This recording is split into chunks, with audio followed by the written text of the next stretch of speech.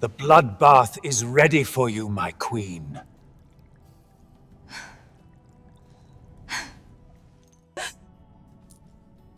How many girls have you sacrificed? I will tell you, my lord, but don't leave me, please.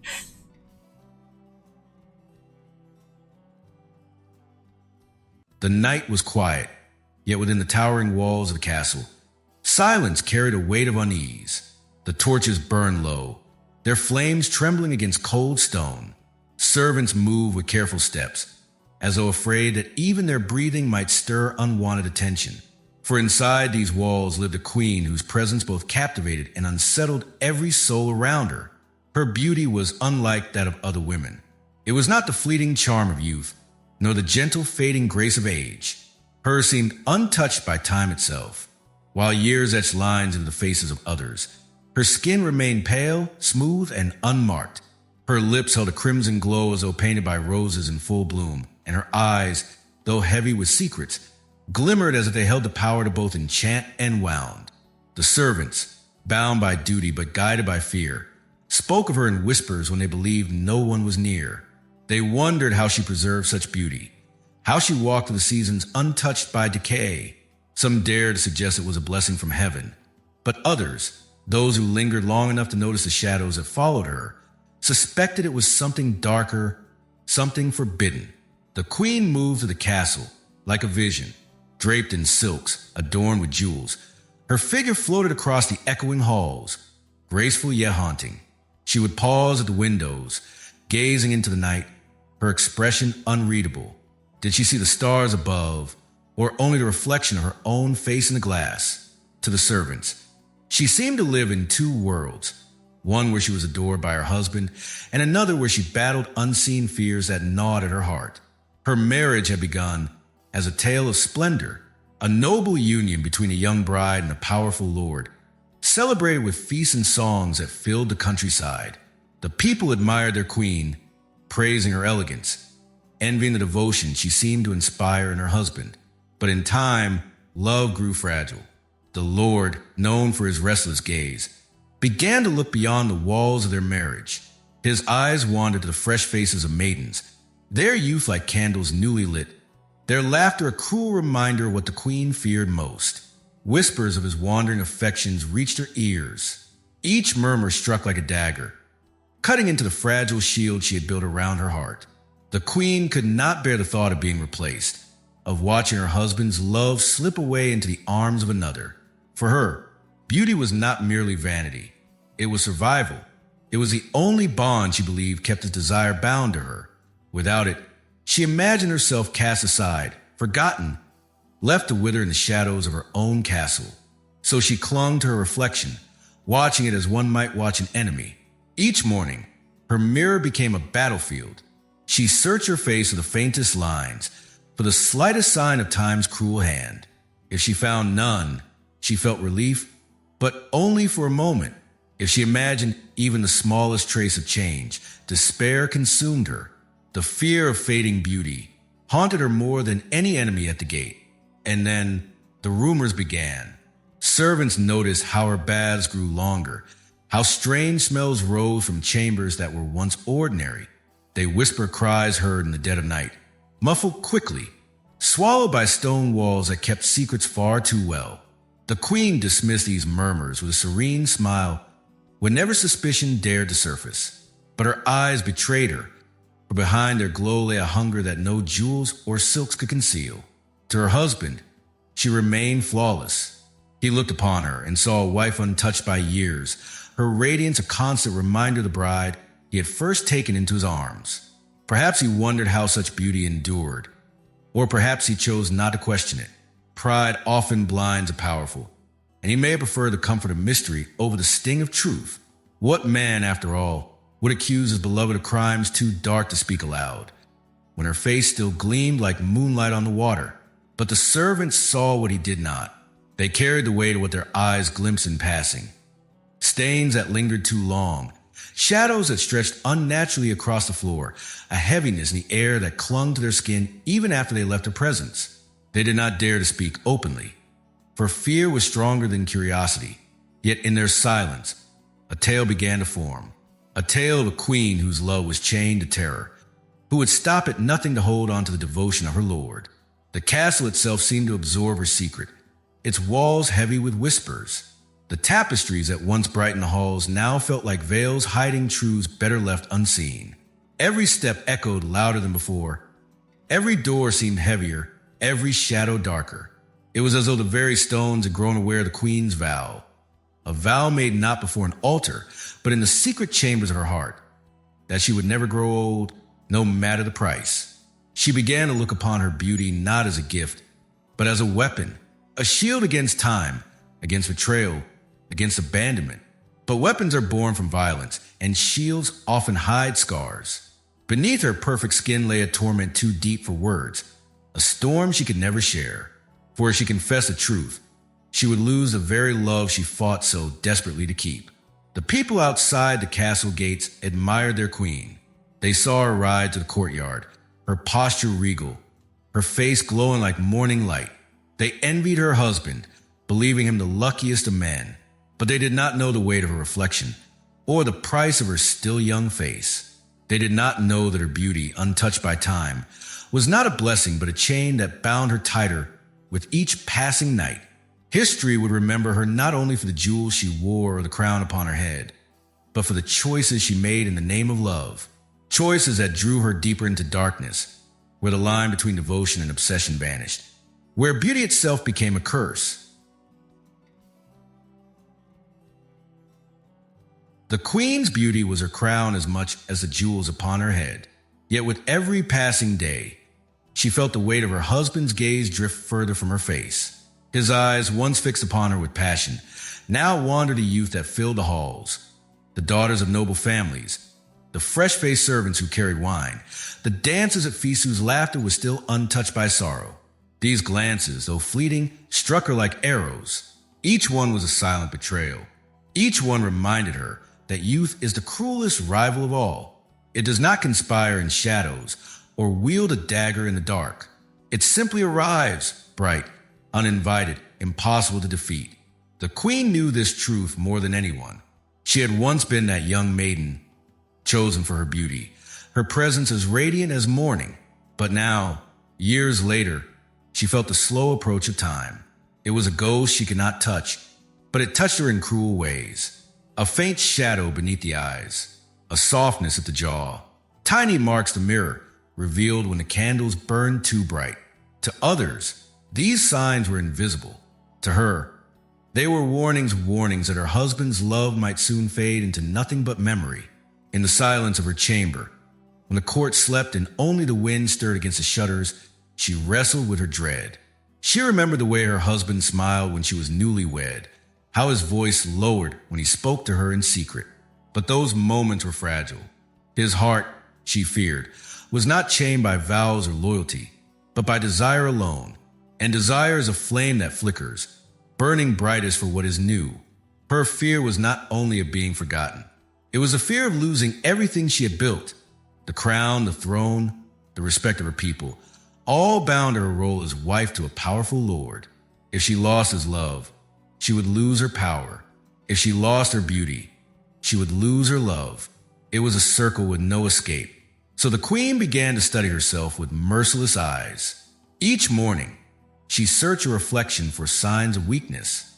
She pulled her skin taut, as if willing it to remain firm. She pressed her fingers against her face, tracing the lines that might one day grow deeper. What others praised perfection, she saw as fragile glass ready to crack. Her maids tried to comfort her, saying she was as fair as ever, that no woman in the land could rival her grace. But the queen did not believe them. She thought of their words as lies spoken out of fear. For servants do not speak truth when truth risks their lives. She demanded oils, creams, perfumes, even rare herbs brought from distant lands. Anything to delay the march of age. Yet none of it ease or torment. For no matter what she applied, no matter what she swallowed, she still heard the echo of her husband's laughter in the company of other women. He did not hide his interest well. When a feast was held, his eyes often lingered too long on the youngest guest, his smile widening at a blush or a glance returned. To him, it was nothing. To her, it was everything. Love, she thought, was never safe. It was not a gift freely given, but a prize that must be defended, and her defense was beauty. But beauty fades, no matter how tightly it is clutched. Her heart filled with a terror that grew stronger than any enemy's sword. She feared the day her husband would no longer turn to her, the day her reflection would betray her, the day her power would collapse like a candle snuffed out by the wind. This fear was not the fear of death. It was worse. It was a fear of being unloved, of being discarded like a jewel that had lost its shine. In the quiet of her chamber, she whispered vows not to God, but to her own reflection. She swore that time would not touch her. She swore her beauty would not fade. She swore her husband would never look away from her, without guilt in his heart. And with each vow, her resolve hardened. She would not wait for fate to take her youth. She would stop it herself, whatever the cost. Yet deep within her heart, she knew such defiance required sacrifice. Nature does not grant eternal beauty freely. To demand it was to step into forbidden ground, to cross into a realm where love twists into obsession and devotion rots into cruelty. The queen began to distance herself from others. She spoke less, but listened more. She studied the girls her husband admired, not out of curiosity, but out of hatred. Their youth was a mirror of her past, and each smile they shared with him deepened her resolve. She could not fight them with words or with laws. She could only fight them with a weapon more powerful, a face that would never age. But how? This question haunted her. Each night, as the castle grew silent and the fires burned low, she searched her thoughts for answers. The church spoke a prayer, but prayer cannot change the hand of time. Physicians offered powders and tonics, but their cures were as fleeting as morning dew. What she sought was permanence, a chain strong enough to bind youth itself. In her despair, she began to open her heart to whispers she once would have ignored. Whispers of hidden practices, whispers of ancient remedies, whispers of secrets that were not spoken in the daylight, but only in hushed tones by firelight when the candles sputtered low. The fear of fading beauty had transformed her. No longer was she only a queen. She became a hunter, hunting for secrets, for forbidden knowledge, for anything that promised to shield her from a fate she dreaded most.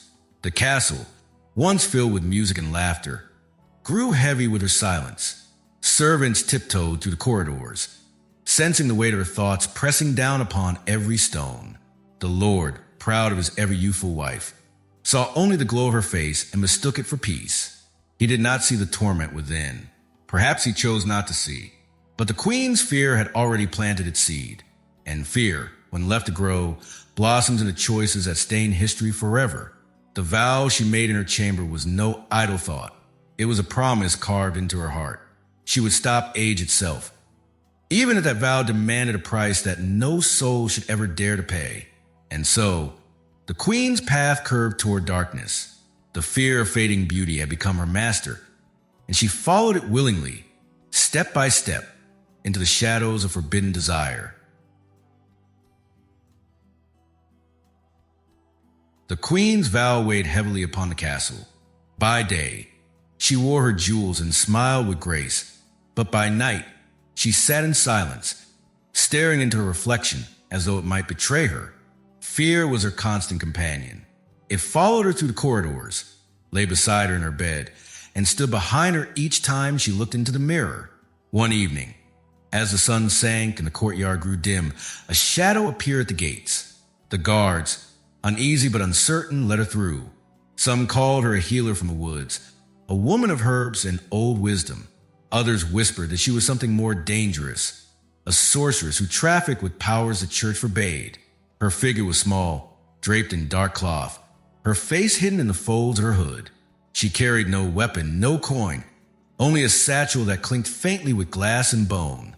Her voice, when she spoke, was soft but sharp, like a knife wrapped in velvet. She asked for no audience with the king. She asked for no feast or coin. She came only to see the queen. That night, in the hush of the queen's private chambers, the candles burned low. The heavy curtains were drawn, shutting out the moonlight, as though the stars themselves must not bear witness to what would be spoken. The strange woman stood by the fire, her eyes glinting from beneath her hood. The queen, dressed not in jewels but in a simple gown, watched her with a mixture of suspicion and longing. The woman's words fell into the room like drops of poison. She spoke of secrets not found in prayer books or in the hands of physicians. She spoke of ancient powers, of remedies that reach deeper than oils or herbs. And then she leaned closer, her voice a whisper meant for the queen's ears alone. The secret of youth lies in blood. The queen's breath caught. She recoiled, her face paling even more than usual. At first, she thought it a jest, or some cruel riddle meant to test her resolve. But the woman's gaze did not waver. Her voice carried no laughter, only the steady tone of one who believes in her own truth. The queen trembled. The very thought was monstrous. Blood was sacred, the life force of the body, a symbol of sacrifice and sin. To bathe in it, to use it as a tool against time, was unthinkable. Yet even as her soul shuddered, her heart quickened, for within those words lay the promise of what she desired most. The woman went on, her voice weaving to the chamber like smoke. She told of old queens who kept their beauty through hidden rites, of forgotten rituals whispered in lands where no priest dared enter. She spoke of the power locked within the blood of the young, the freshness of life, the strength of innocence, the purity of what had not yet been touched by time. The queen listened, torn between horror and hunger. Her faith told her it was a sin that could damn her soul forever. Her fear told her it was the only way to keep her husband's love. Which voice was stronger? As the candles flickered, she thought of her lord. She imagined his eyes wandering again, his hands reaching for another, his smile given to a face younger than hers. The pain of that thought seared deeper than the fear of eternal punishment. Her heart, already scarred by jealousy, was ready to be broken, but she could not allow it. She would not allow it. The woman reached into her satchel and pulled forth a small vial, filled with liquid dark as wine. She held it up to the light of the fire, letting the queen see how it caught the flame. She claimed it was a drop of proof, a taste of the power she offered. Not enough to stop time, but enough to show its strength. The queen's hands shook as she took it. The glass was cold, almost colder than her skin. She did not ask whose blood it was, nor did she want to know. Some truths are too heavy to hold. She placed the vial aside, unable to drink, yet unable to discard it. Her mind was torn. She wanted to scream, to send the woman away, to return to prayer and innocence. But another voice whispered louder. What if this was the only path? What if beauty was not given freely, but taken, demanded, bought with the lifeblood of others? The woman left before dawn, as silently as she had come. No servant saw her pass. No guard spoke of her again. It was as if she had vanished into smoke. But her words did not vanish. They lingered in the queen's heart, echoing with every glance in the mirror, with every laugh her husband shared with another. For days, the queen resisted. She told herself it was madness. She prayed in the chapel, her knees pressed into cold stone until they ached. She whispered desperate pleas for strength, for freedom from temptation. But the prayers fell hollow, the silence of the chapel mocking her. The fear did not leave. At night, she found herself staring at the vial, still hidden in her chamber. Its dark liquid caught the light of the candle, shimmering like a secret waiting to be claimed. She touched it, lifted it, pressed it to her lips, but never drank. She was afraid, yet more afraid of doing nothing. Her husband, unaware of the torment inside her, continued as he always had. His glances toward the young maidens grew longer. His laughter rang through the feasting hall, rich and careless, while the queen's heart sank deeper into despair. The thought returned, each time sharper than before. If youth lies in blood, then why not take it? If the choice is between losing him or damning herself, then what is left to fear? Her terror of sin began to fade beneath the greater terror of abandonment. She did not yet act, but her vow had already shifted. It was no longer only a promise to stop age, it was a readiness to pay any price. The queen's reflection no longer looked back with innocence. In the mirror, she saw not only her own face, but the shadow of the woman who whispered forbidden words. The shadow lingered, reminding her that beauty is not kept without sacrifice. And though she had not yet crossed the line, the path was laid before her. One step would lead to another. The The first would be the hardest. After that, the rest would follow like a chain, dragging her deeper into darkness. The castle did not yet know the doom it sheltered. The servants still bowed. The nobles still feasted. The lord still admired his wife's glow. But unseen by all, a seed had been planted. It would grow in silence, watered by fear, fed by jealousy, and guided by the whisper of a stranger who had vanished into the night. The queen had not yet taken blood for herself, but she had begun to believe. And belief is the first step toward damnation. The castle was still when the moment came. Outside, the night stretched wide, the fields silver with moonlight. Inside, the halls stood hushed, their silence broken only by the soft steps of servants who dared not linger. The queen had not slept for days. Her thoughts, poisoned by fear, circled endlessly around the same torment. Her husband's gaze wandering to younger faces, her own reflection betraying her with hints of time. On her table lay the vial, its dark liquid still untouched. She had resisted it for as long as she could, clinging to the last thread of innocence. But temptation, once spoken aloud, never truly leaves. It waits, it festers, it whispers until resistance crumbles. That night, she summoned a servant girl. The girl was no one of rank, no one whose name the court will remember in years to come. She was young, fair-skinned, with laughter still bright in her voice. Her innocence was her curse. The queen dismissed her other attendants, sending them to distant tasks. She ordered silence in her chambers, guards posted far enough not to hear what would follow. The girl obeyed without question, stepping into a room heavy with shadows. The queen's eyes lingered upon her, not with kindness, but with hunger. No one outside saw what happened. No record described the act. Only the result remained, a life cut short, swallowed by the castle's stone walls, and a queen whose beauty the next morning shone brighter than ever before. The servant girl never returned. Her bed lay empty, her absence excused with murmurs of reassignment, of errands in distant estates, of reasons that dissolved under scrutiny. But the servants knew. They saw the fear in each other's eyes, the way no one dared speak the girl's name. Rumors spread like smoke through the kitchens, through the stables, through the narrow passages of the keep. And the queen smiled. Her cheeks glowed with unusual freshness, her skin radiant as though kissed by dawn. The years seemed to have fallen from her face. Her eyes gleamed with the same fire that once charmed her husband long ago. At breakfast, the lord lifted his gaze from his wine and lingered upon her. His eyes traced the brightness of her skin, the color in her cheeks. The strange, sudden bloom of youth returned. For the first time in many months, his eyes did not wander to the younger women seated at the table. For the first time in many months, he looked upon his wife with something like desire. In that fleeting moment, the queen felt her fear vanish. She felt triumph swell in her chest. The guilt, the horror of what she had done, slipped into silence. His gaze, his approval, drowned it. But guilt never stays buried for long. When night returned, the queen lay awake. She thought of the girl's face, the way her voice had faltered when she realized she would not leave the chamber alive. She thought of her blood, warm and vivid, staining the marble as if marking the castle with a curse. The memory rose before her eyes, yet she pushed it down. She told herself it was necessary. She told herself it was love.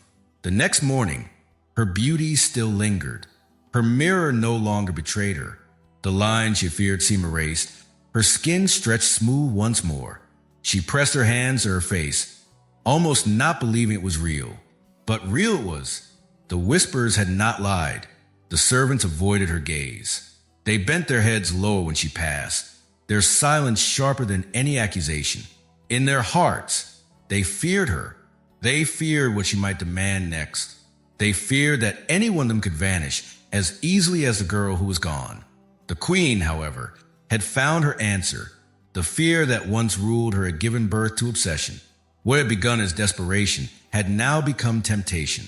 If one sacrifice could erase the shadow of age, how many more might bind her beauty forever? Her husband's attention returned to her, but it was shallow, fragile. He praised her glow, kissed her hand, but still his eyes sometimes drifted. Desire is never faithful, never chained by duty or law. The queen knew this, and the thought gnawed at her like a worm in fruit. If she allowed time to touch her again, even for a moment, his love would waver once more. And so her guilt, heavy though it was, began to transform. She told herself she had acted not out of cruelty, but devotion. She told herself it was not murder, but sacrifice. A sacrifice for love. A sacrifice to keep her husband's heart, her crown, her throne. But sacrifices have a way of multiplying. One is never enough. The fear of losing her beauty returned, now sharper than before. For now she had tasted the result.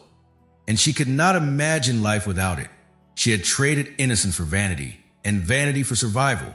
The path had begun, and there was no turning back. Whispers spread in the village beyond the castle walls. The people noticed the queen's sudden bloom of youth. They murmured of potions, of witchcraft, of bargains made in secret. Some envied her, calling her blessed. Others crossed themselves, fearful of what blessing might demand in return. Inside the castle, the whispers were darker. The servants counted their numbers at night, fearful of who might vanish next. They avoided being alone near the queen's chambers, keeping to groups, their eyes darting to the shadows. The fear spread faster than the truth, wrapping the castle in an invisible shroud of dread. The queen walked among them with grace, but her smile no longer reached her eyes. She knew they whispered. She knew they feared her. But fear, too, could serve her. Fear meant silence. Fear meant obedience. And in silence, she was safe. The Lord, though blind to the truth, basked in his wife's glow. He enjoyed the admiration of other nobles, who praised the queen's beauty and wondered at her agelessness. He smiled with pride, taking her hand at feasts, believing himself blessed by fortune. Perhaps he suspected, perhaps he chose not to see. But men often turn their eyes away from what they do not wish to confront. The queen, watching his pride, told herself it was worth it. The girl's life, the sin, the blood, all of it worth the weight of his gaze upon her once more. For a moment, she felt powerful, untouchable, eternal. But power born of blood is never clean. It stains not only the hands, but the soul. And though she smiled in triumph, the castle itself seemed to darken. The corridors grew colder. The silence of night pressed heavier upon the walls. Even the air seemed to carry the scent of iron, faint yet unmistakable. Her first sacrifice had been made. The line she once feared to cross lay far behind her now. Ahead stretched only shadow. And though she did not yet speak it aloud, she knew in her heart this would not be the last. The Lord sat at the high table, his gaze resting on his wife. Her skin glowed as though touched by light itself. Her cheeks flushed with youth that seemed impossible for her years. He smiled with pride, drinking deeply from his goblet, satisfied that no other noble in the land possessed a wife as fair. To him, she was proof of his fortune, proof that his name, his wealth, his power had secured a beauty that time could not touch. Each time his guests praised her, each time their eyes lingered with envy, his pride grew. He admired her not only for herself, but for what she represented. A treasure that belonged to him, a jewel that set him above other men. But pride blinds more easily than love. He did not ask why her glow had returned so suddenly. He did not wonder why her beauty seemed to flourish while others aged. He ignored the unease that settled over the castle like mist. For around him, there were whispers, though faint. Whispers of missing servants, whispers of girls who vanished into the queen's chambers and were never seen again. The maids carried fear in their eyes, though they smiled when he looked their way. Their hands shook when they served his wine. Their steps quickened when they passed queen's rooms. But the Lord did not question them. He saw their fear but mistook it for loyalty. He thought their silence was respect. Perhaps he knew the truth. Perhaps in some dark corner of his mind, he understood that beauty such as hers could not return without cost. But men often turn their heads when the truth threatens their pride. He wanted his wife to remain flawless. He wanted the envy of others. He wanted the comfort of believing that his love had not withered but was renewed. And so he chose blindness. The queen, watching him, knew it well. She saw the way he looked at her, saw the hunger in his eyes return. and in his gaze, she found her reward. The guilt of her first crime drowned beneath the flood of his attention. If he noticed the absence of the girl, he did not speak it. If he guessed the cost, he did not care to say. This silence was its own betrayal. For silence, when faced with horror, is not innocence. It is complicity.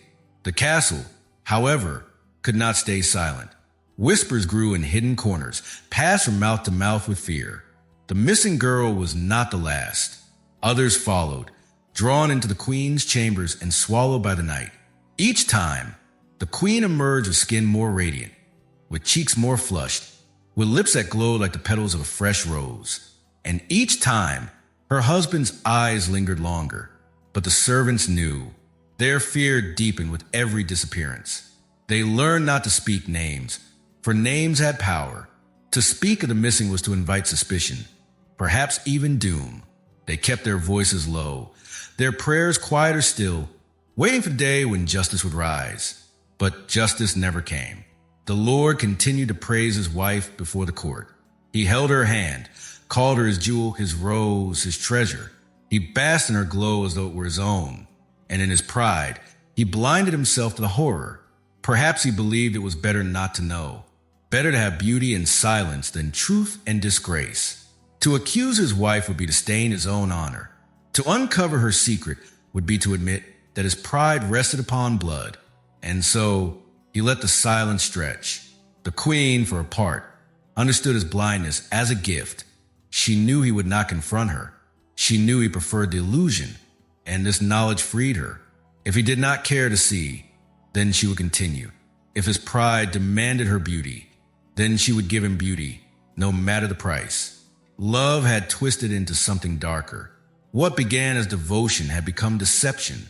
What began as longing had become betrayal. For the queen's beauty was not only her shield, but her weapon. It kept him blind. It kept him silent. It kept her power intact. But blindness cannot erase fear. Even as he praised her, even as he showed her to his guests, the Lord must have felt the cold in the castle's halls, the unease that clung to his servants, the dread that grew thicker with each passing night. Perhaps he told himself it was nothing. Perhaps he convinced himself that all castles held shadows. But the truth lingered at the edges of his vision, waiting for the day when he could no longer turn away. For now, he basked in her glow. He paraded her before nobles, her face untouched by time, her beauty a jewel he polished before others. He mistook her radiance for love, when in truth it was bought with fear. And so, the castle continued to darken. The queen grew bolder. The servants grew more silent, and the Lord grew more blind. The first sacrifice had been hidden, but more would follow. For once the line had been crossed, there was no return. And though the Lord chose not to see, the walls of the castle saw. The stones remembered. The shadows carried the truth, waiting for the day when blindness would no longer protect him. The years crept forward, but within the walls of the castle, time stood still. The queen's face remained unchanged, untouched by the seasons. Where others aged, she seemed preserved ageless, eternal. At feasts, nobles whispered in awe. Some called it a miracle, others called it a curse. But inside the castle, whispers were heavier. For with every year, another girl vanished. They were chosen quietly, often young, often fair, always fragile enough to disappear without a trace.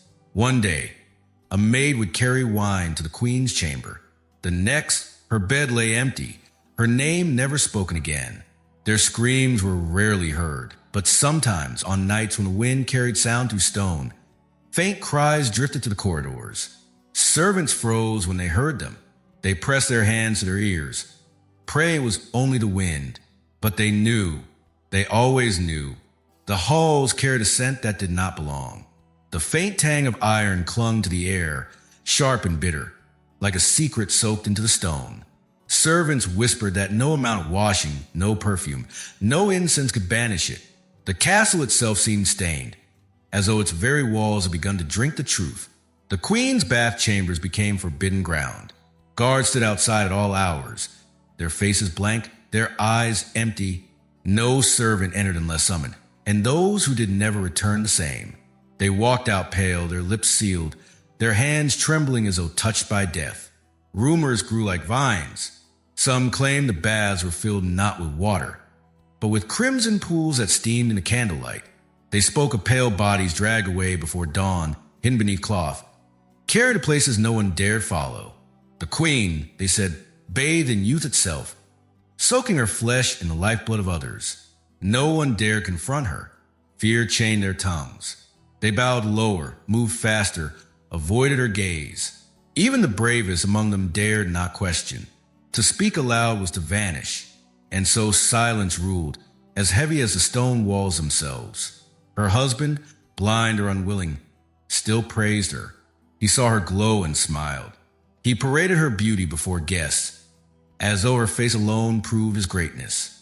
If he smelled the iron in the air, he said nothing. If he saw the pale fear in his servant's eyes, he turned away. Perhaps pride blinded him. Perhaps fear chained him as well. But the servants could not turn away. They lived with the shadows that grew thicker each night. They passed one another in the corridors with eyes wide and hollow, wondering who would be next. No song rose in the kitchens. No laughter echoed in the stables. Even the youngest boys grew silent, their joy stolen by the dread that clung to the castle like mist. The queen herself changed. Her beauty remained flawless, but her presence darkened. She no longer spoke with warmth, even in pretense. Her smile became a mask, painted only when needed. Her voice, once soft, now carried the chill command. She had traded humanity for power, and power for fear. Some said she was no longer a woman, but a creature cloaked in flesh. Others swore her eyes gleamed unnaturally in the candlelight, too sharp, too bright, as though reflecting fires unseen. Her gowns, once adorned with pearls and silk, now seemed to shimmer with darker hues, as though the fabric itself had been steeped in her secret. And yet, she was adored by those outside the castle. To villagers, she was a queen who never aged. To nobles, she was proof of her husband's strength. They praised her at feasts, envied her glow, called her blessed by heaven. But heaven's blessing does not smell of iron, nor does it leave bodies cold in the dark. The castle itself seemed alive with dread. Doors creaked though no wind stirred them. Candles sputtered as though suffocated by unseen hands. Some servants claimed to see shapes moving in shadows. The outlines of the missing girls, their pale faces drifting through corridors like restless spirits. Whether it was true or born of fear, no one knew. But the terror was real. In the great hall, where once music echoed, silence reigned. Even celebrations grew hollow.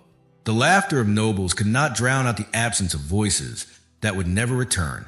Behind every toast, behind every song, lingered the weight of sacrifice. The queen did not falter.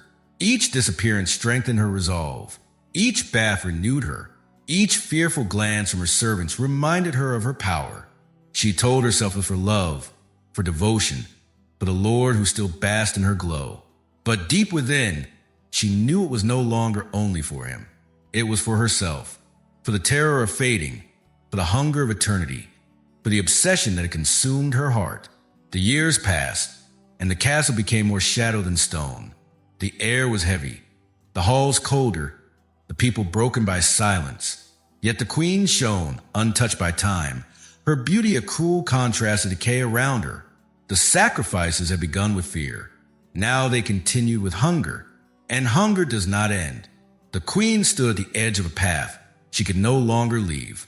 The shadows had become her companions, the screams her lullabies, the silence her crown. And though she bathed in youth, she was surrounded by death. The castle had become her mirror, reflecting not her face, but her soul. And the reflection was darker than any shadow. By day, the queen was a vision of grace. Her steps were light, her smile warm, her hands soft as they reached to bless the people who knelt before her. She walked through the village gates in gowns of pale silk, scattering coins among the poor, her voice gentle as she spoke words of comfort. Mothers brought their children to her, bowing low as though before a saint. To them, she was a queen of mercy, a lady of beauty and kindness. The poor adored her. The The nobles envied her. Her husband basked in her glow, proud to have such a wife at his side, and all who gazed upon her believed they saw purity. But purity was her mask. Behind a veil of silk and jewels, her hands were stained. No coin she dropped into an open palm could cleanse the memory of blood. No smile she gave could silence the cries swallowed by the stone walls of her castle. She moved among her people with a face radiant as dawn, but that radiance was not born of blessing. It was born of sacrifice. Her beauty became her shield. It hid her from suspicion, turning her sins into illusions. When she lifted her face to the light, no one thought of vanished girls or of crimson baths. They saw only perfection, and perfection does not invite questions. The queen understood this well. She learned to play the role of innocence with precision. Her eyes softened when she looked at children. Her laughter rang sweetly at feasts. She bowed her head in chapels, her lips whispering prayers no one dared to doubt. By all appearances, she was a wife devoted, a ruler merciful, a woman touched by heaven. And yet, her soul was chained by fear and obsession. She could not stop. Each sacrifice gave her even new, but each renewal also deepened her hunger. What began as desperation to hold her husband's gaze had grown into something darker, an addiction to beauty itself. She no longer sought to preserve love alone. She sought to preserve herself, to defy time, to rule not only her husband but the years themselves. The people loved her, blind to the truth. They saw her as their protector, the rose of the kingdom, the jewel of the throne. They did not know that their daughters fed her secret hunger. It was always the young, the fair, the innocent who vanished. Their mothers wept, but dared not accuse. To accuse the queen was to invite ruin. Fathers clenched their fists, but their courage faltered beneath the weight of her power. Rumors drifted, carried in whispers, but no voice was strong enough to speak them aloud in her presence. The Lord himself encouraged her image. He paraded her beauty before foreign guests, delighted in their awe, their questions, their envy. He called her a gift from God, his eternal bride. He wore her glow as though it were his crown, blind or unwilling to see the shadow it cast. The queen accepted the praise with grace, bowed her head, thanking the heavens with lips that hid a secret oath. Her prayers were not to God. Her prayers were to the reflection that stared back from her mirror each morning. That reflection was her idol, her obsession, her curse. The servants, however, knew they lived close enough to the truth to see what others could not. They saw the fear in each other's faces. They heard the silence that fell when certain names were spoken. They smelled the faint trace of iron that clung to the queen's chambers. They bowed deeper than the villagers did, not out of love, but out of terror. The queen wore their fear as another jewel. It pleased her, for it meant obedience. None would dare betray her. None would dare tell the world that beneath the silk, her hands were soaked in crimson. Yet even the strongest mask cracks.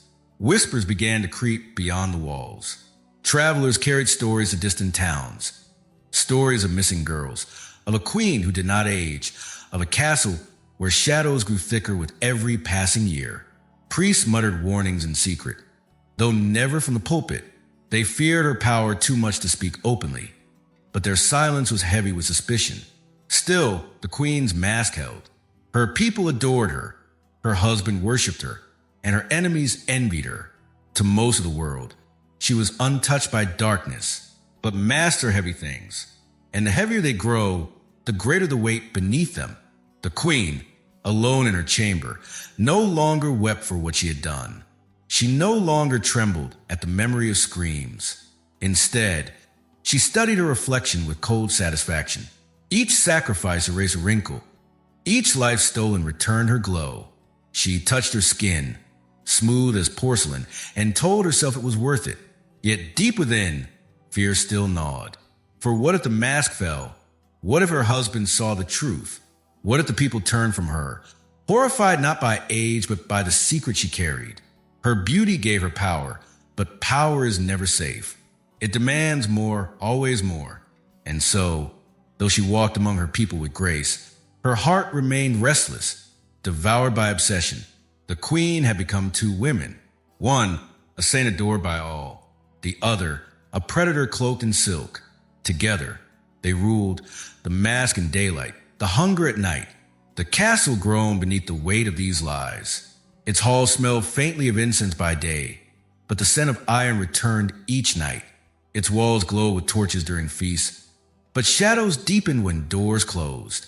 It was a place of beauty and dread, of song and silence, of praise and terror.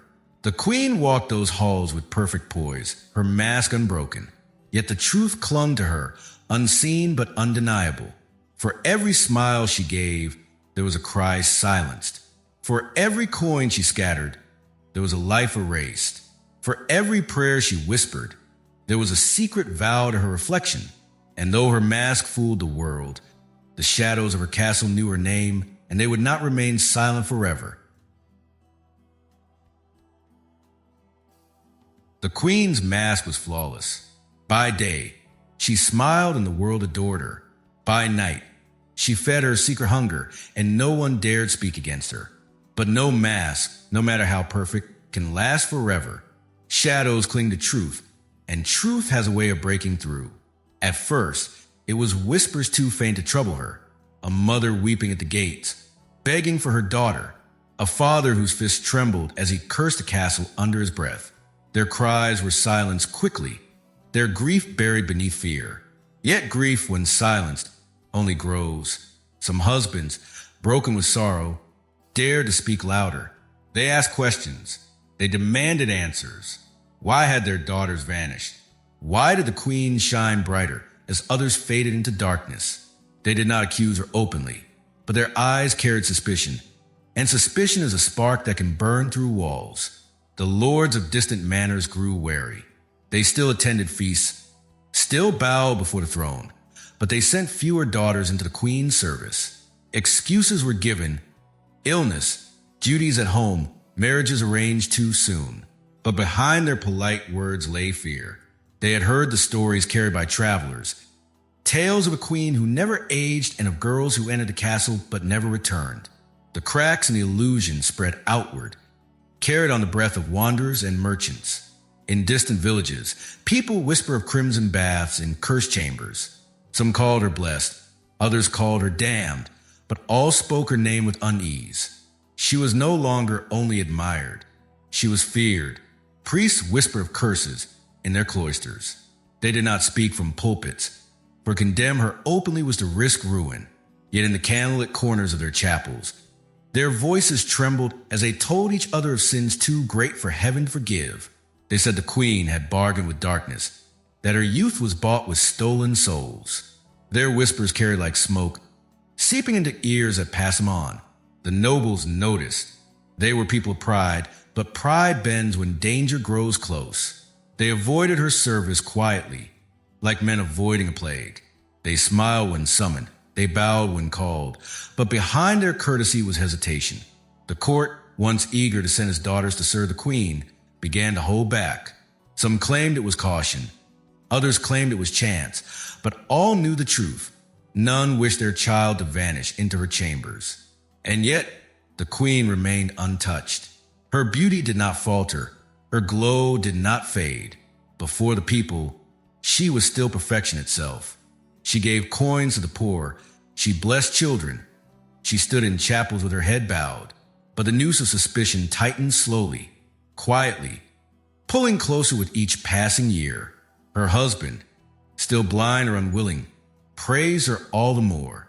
He held her hand in feasts, called her his eternal bride, his miracle. Perhaps he knew the whispers. Perhaps he heard the doubts. But to him, her beauty was proof enough.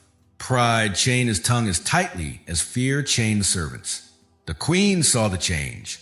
She noticed the missing daughters, the fewer faces at her side. She heard the careful silences, the cautious words. She saw the eyes that lingered too long on her, not with admiration, but with hidden questions. And though her smile never faltered, her heart grew restless.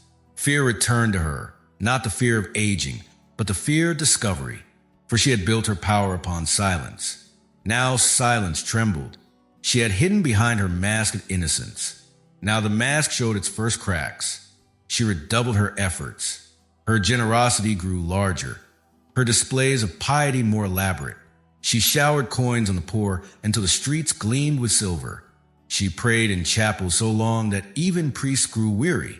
She laughed more sweetly at feasts, her words more tender, her touch more gentle. But kindness, when forced, carries a scent of desperation. And desperation is hard to hide. The servants, though silent, grew restless. They lived each day with dread, never knowing who might vanish next. Their fear turned into bitterness, and bitterness into quiet defiance. Some worked slower. Others avoided her gaze altogether. They bowed, but their hearts no longer bent. They carried their whispers to their families beyond the castle walls, and their families carried them further still. Rumors grew teeth. They no longer asked, "Why does she not age?" They answered, "Because she drinks the blood of the young." They no longer whispered of missing girls. They claimed to see their spirits in the halls. Pale shapes wander in the castle at night, truth and legend entwined, until even those who did not believe in curses began to fear them. And the queen, though radiant, began to feel the weight. Her baths gave her beauty, but they could not erase suspicion. Her husband's love warmed her, but it could not silence the priests. Her mask hid her sins, but it could not stop the whispers that crawled like vines across the kingdom. Her beauty was a shield, but now it was also her curse. For the more flawless she appeared, the more the people questioned, the more her youth glowed, the darker the shadows that followed her name. She stood in her chambers at night, gazing into her mirror. The reflection stared back, perfect, untouched. But beyond it, she felt the eyes of the missing. She felt the weight of stories told in distant taverns, of prayers whispered in chapels, of questions left unanswered. The cracks in her illusion widened. She told herself it was nothing. She told herself her mask still held. But she knew no secret lasts forever. The queen's mask was still in place, her beauty unbroken, yet suspicion had wrapped around her name like a noose. And though it had not yet pulled tight, she could feel its presence, waiting for the moment it would. The Lord had lived for years in comfort, his pride fed by his wife's beauty and the envy of other men. He silenced doubts, dismissed whispers, and blinded himself to the fear in his halls. But silence cannot last forever. Rumors pressed harder, their echoes too loud to ignore. Nobles avoided the castle. Priests grew colder in their blessings, and travelers carried stories that returned like ghosts. Even his own servants, once obedient and loyal, bowed with trembling hands and hollow eyes. He could not escape the truth forever. One evening, after a feast where laughter fell heavy and the music rang hollow, the Lord wandered the corridors alone. The air was sharp with the scent of iron, faint but undeniable. He followed it, step by step, until he reached the door to the queen's private chambers. Guards stood outside, their faces pale, their eyes lowered. They did not stop him. Inside, candlelight flickered against the walls. The room was warm with steam, heavy and unnatural. And there, in the glow of fire and shadow, he saw what he had long refused to see. The bath was full, but not with water. The surface shimmered dark and red, its reflection catching the jewels of his wife's gown as she rose from it. Her skin gleamed. Her hair clung damp against her shoulders, her face radiant as dawn. For a moment, the Lord stood frozen, his mind struggling against the truth his eyes delivered. He wanted to deny it, to claim it was some trick of light, some dream or nightmare. But the stench of iron filled his lungs, and the silence of the chamber told him there was no mistake. The queen's eyes met his. She trembled, not with fear of sin, but with fear of loss. In her gaze was desperation, the same desperation that had haunted her since the first line she thought she saw in the mirror. She stepped toward him, her voice breaking as she whispered words she had long rehearsed. "I did it for you, all of it, for your eyes, for your heart. I only wanted your love to stay with me. I could not let time take me away from you." Her hands reached for him, her voice pleading. She spoke of devotion, of sacrifice, of love so fierce it had led her into darkness. She begged him to understand, to forgive, to see not the horror but the reason behind it. But love twisted into horror is no longer love. The Lord recoiled. His pride, once nourished by her beauty, now turned to ash in his mouth. He saw not a wife preserved by grace, but a monster cloaked in silk, a queen who fed her youth with the lifeblood of others.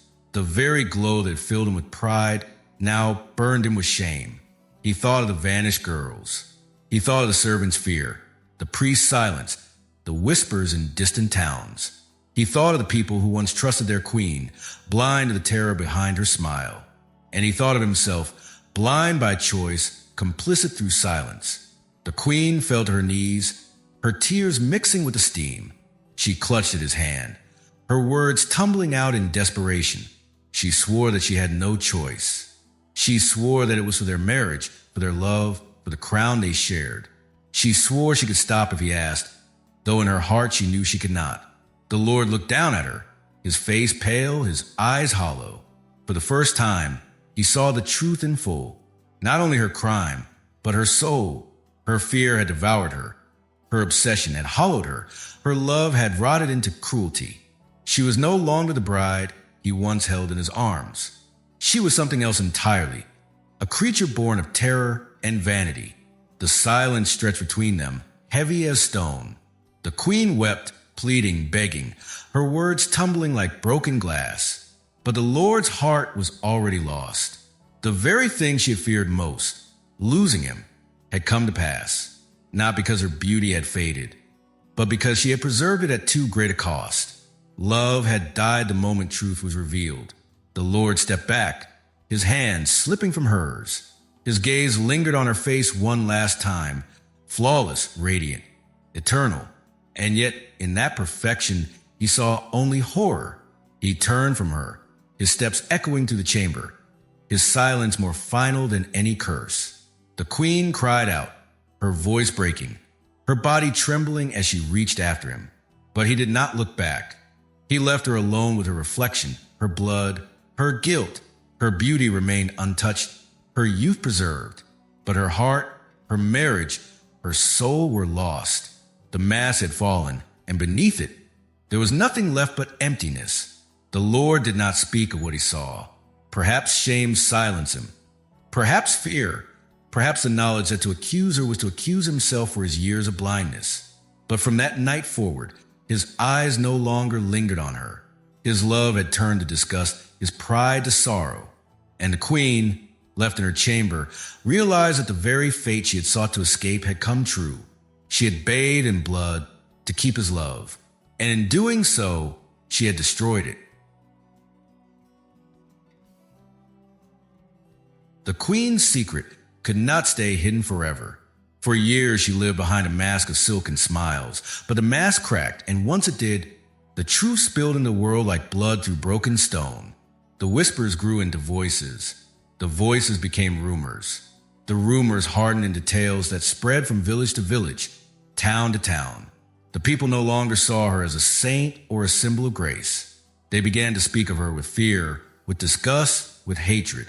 Her husband had turned his eyes away, too ashamed to speak, too broken to forgive. His silence was no longer pride, but distance.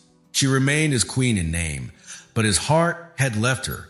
And for all her youth, for all her beauty, she was more alone than ever before.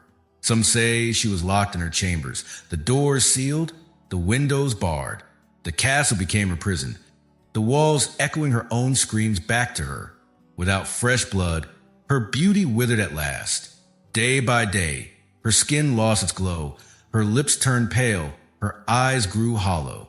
She died not in splendor, but in despair, staring into a mirror that betrayed her.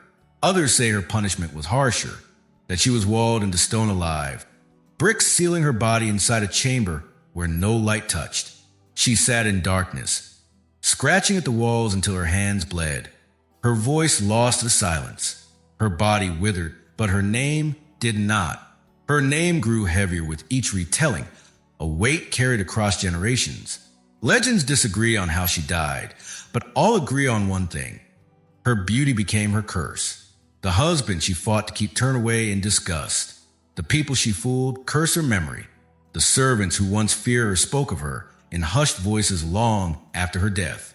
History does not remember her as a devoted wife, not as a queen of kindness, not as a woman of faith.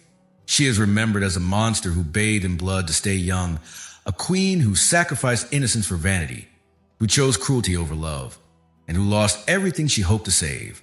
Her story lingers as a warning, for when love is chained by fear, it ceases to be love at all. It transforms into obsession, into hunger, into something darker than death itself. And perhaps that is why her legend survives. Not because she was powerful, nor because she was beautiful, but because her tale reveals a truth that many wish to forget. That fear can twist devotion, that vanity can consume loyalty, and that love, when poisoned by desperation, becomes the very thing it sought to escape. Even now, her name is spoken in shadows, not as praise, but as a curse. Parents tell their daughters to beware of vanity. Priests whisper her story as proof of damnation, and storytellers keep her alive, so the world will never forget what she became. The queen is gone. The castle may crumble. The walls may turn to dust, but her tale survives. It waits in history's darkest chamber, where silence is heavy and whispers echo forever. If this story left you haunted, if you want to hear more forbidden truths from the shadows of history, then stay with us. Share this tale so others may know the curse of beauty, the hunger of fear, the cost of twisted love. Subscribe to Dark Courtships, where the most disturbing secrets of love, marriage, and passion are brought to light. For history hides many stories, some beautiful, some tragic, but none as unforgettable as those where love itself became the weapon.